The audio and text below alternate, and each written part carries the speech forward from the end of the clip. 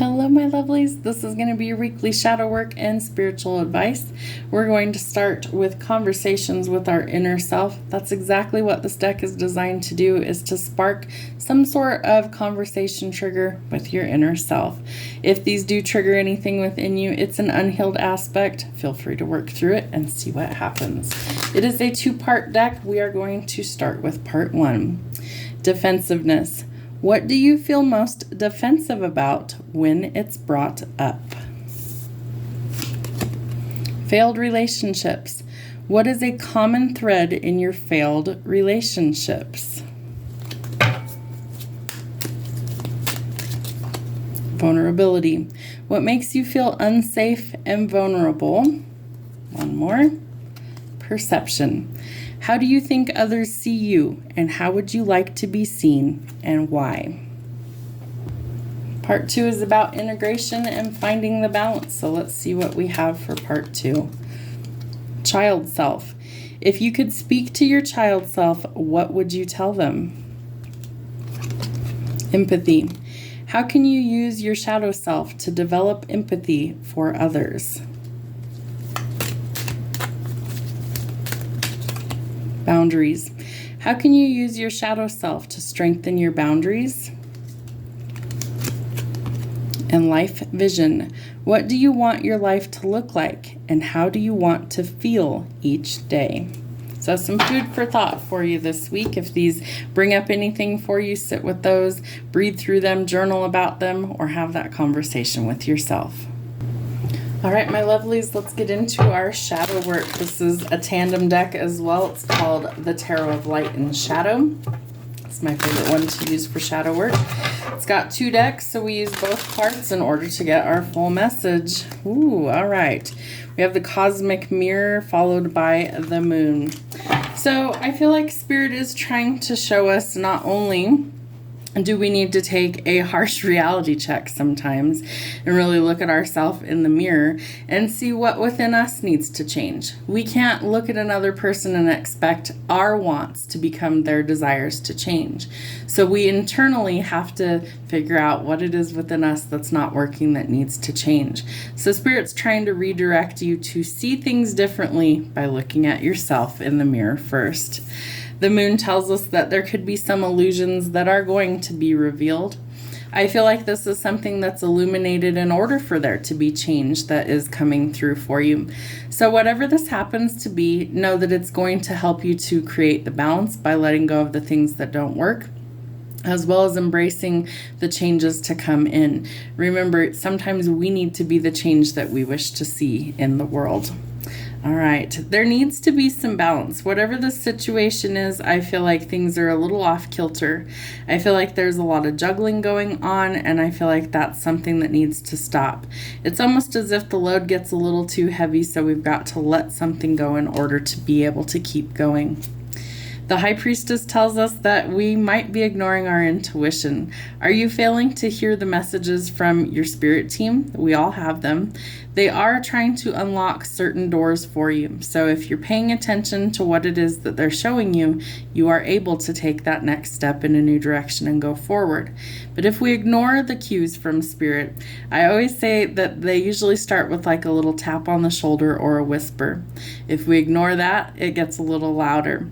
And before too long, if we continuously ignore the signs from Spirit, they will make us hit a brick wall as recognition that we have to change and go in a new direction.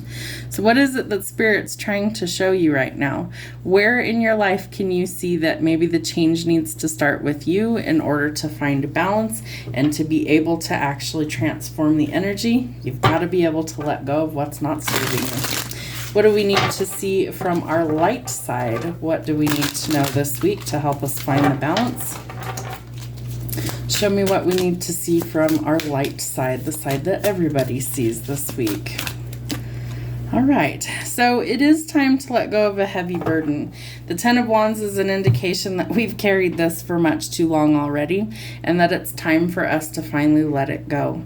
So look within yourself and kind of take stock of what it is that you need to release this week. What's weighing you down? What are some things that you can actually let go of in order to go in a new direction? The Queen of Swords is great at eliminating obstacles.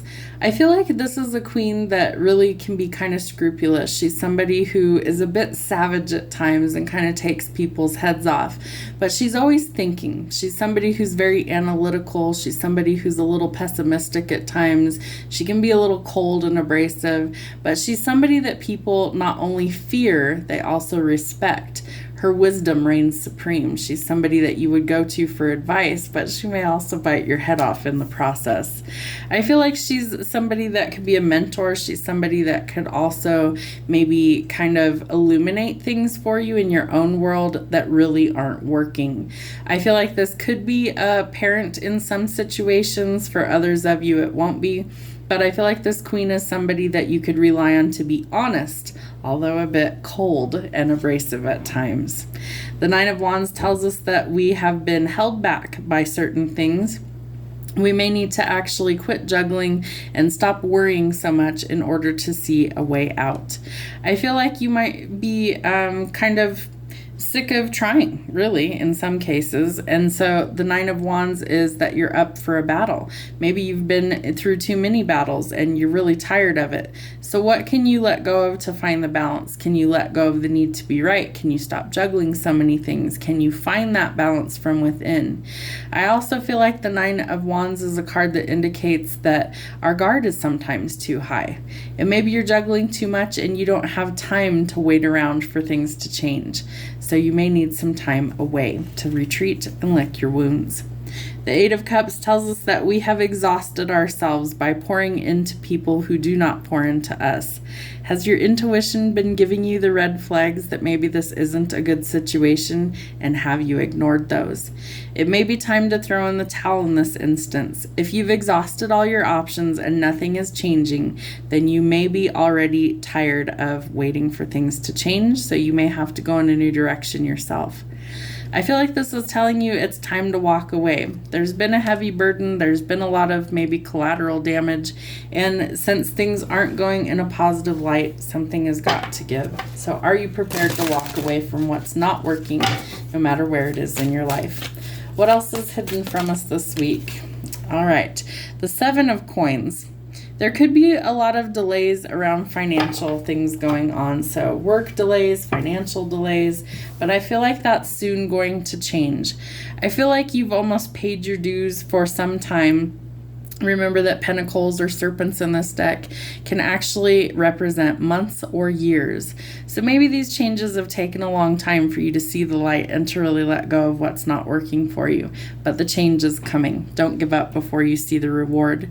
There's been a lot of conflict. Can you see that for what it is, whether it's internal or external? And can you actually let go of that in order to go towards your peace? I feel like there's been a lot of deception around you. I feel like that's why your guard is so high and why maybe you feel like you have to do everything by yourself. Have people lied to you, cheated on you, manipulated you, and you've figured it out a little too late, I feel like, is what is coming through for me. So if you have been on that receiving end of being lied to, cheated on, manipulated, and dealt with a lot of untrustworthy people, this is an indication that Spirit's trying to illuminate who those people are. Scammers, thieves, cheats, so that you don't deal with them any longer, and that will help restore the balance, which in turn will help you to lower your guard. The Queen of Coins again. So I feel like the Queen of Coins is somebody who, when she's in her light side, she can be somebody who's a mentor. She's somebody who is kind of building a legacy, a very luxurious lifestyle. She's working on building her future. But when she's in the shadow side, it can be anything but. She could be making reckless business decisions. She's maybe not aware of people kind of scamming her. There could also be failure to pay attention to these red flags that could really cost her everything that she's worked so hard for.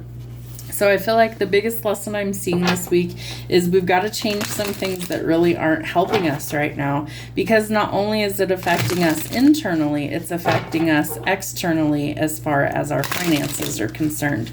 So you don't want to work super hard for the rest of your life, right? Eventually you'd probably like to retire and have some fun, and you've worked really hard, so don't let somebody else sabotage that. Pay attention to the finite details this week, especially where it comes to business. All right, the Eight of Swords. What are we overthinking? Is it change? Is it finances? Is it a little of everything? Remember that we're not really trapped, that we can come up with a productive solution to our problems, but we have to first see it clearly. That's where the balance comes in. Remember, you can't juggle all of this forever. Eventually, you may have to ask for help or eventually let something go to create that balance. Know that more money is coming, so you don't have to hoard your resources, but you do need to be careful with who it is that you get involved with financial matters. So whether that's in work and business, helping out a friend or family member, a partnership, remember to share the wealth because more is on the way. Just be cautious of who you share with. The Four of Swords tells us that we have a lot going on and we may be past the point of no return and burnout. So it's important that we take all these things into consideration, and I feel like it is a slow process in order to get to where we need to be.